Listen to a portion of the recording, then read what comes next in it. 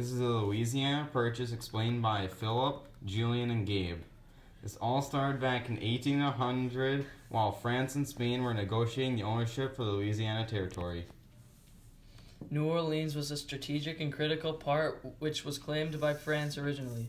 France lost the French and Indian War and had lost so many troops, then turned over the Louisiana Territory. Spain closed New Orleans to American shipping. Westerners were angry and called war upon both Spain and France. Jefferson wanted to avoid conflict, so he offered to buy New Orleans from France. The French asked the U.S. to buy all of the Louisiana Territory. Napoleon made the offer. America had fierce determination to keep New Orleans. A revolt was led by Toussaint Louverture had resulted in disastrous loss for France.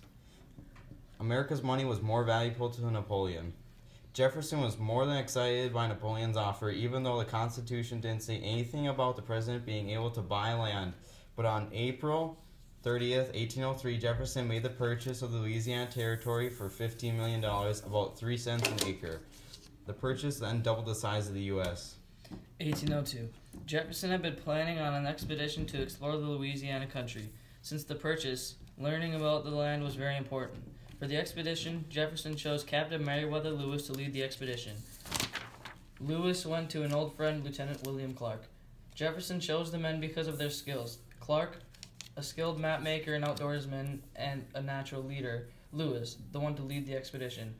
Also an outdoorsman, Clark brought along his African-American slave, York, along the expedition. York had some important skills. York had excellent hunting skills and was admired by the Native Americans. Lewis and Clark left in the summer of 1803. By winter, they had reached St. Louis, which is located on the western bank of the Mississippi River. St. Louis was a small, quiet town of about 180 houses. The expedition stayed at St. Louis for the winter. In March 1804, an American flag flew over St. Louis for the first time. The group consisted of 40 other people, which included Sacagawea.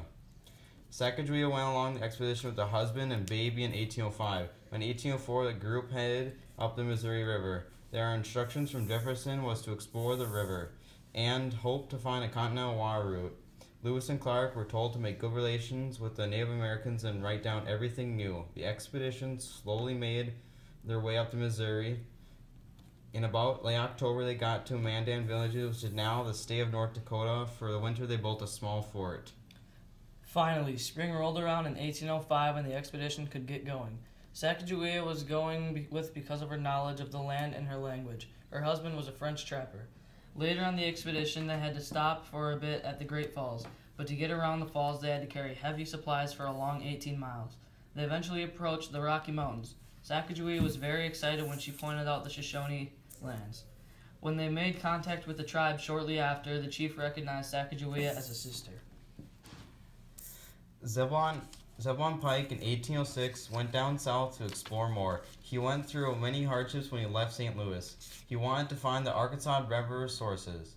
Later in the expedition, he saw it at Rocky Mountain Peak and was later renamed Pikes Peak. He was later captured by the Spanish soon after and was released back to the U.S.